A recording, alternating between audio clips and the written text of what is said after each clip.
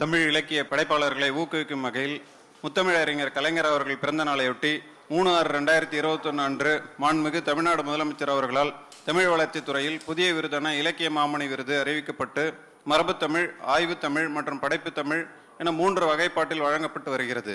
விருதாளர்களுக்கு ஒவ்வொருவருக்கும் ரூபாய் 5 லட்சத்திற்கான காசோலை, 1 சவரன் தங்கப்பதக்கம், தகுதிரை வழங்கி பொன்னாடை அணிவிக்கப்படுகிறது.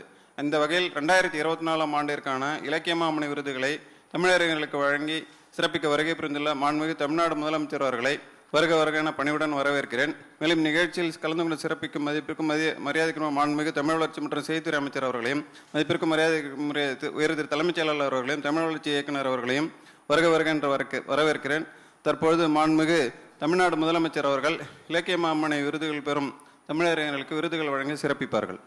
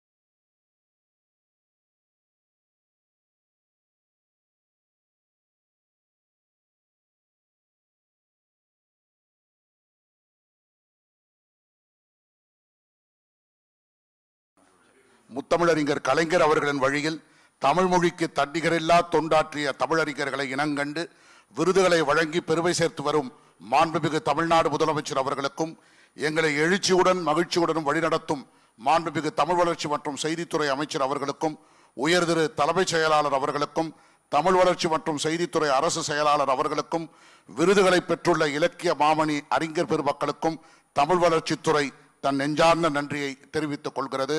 வணக்கம்.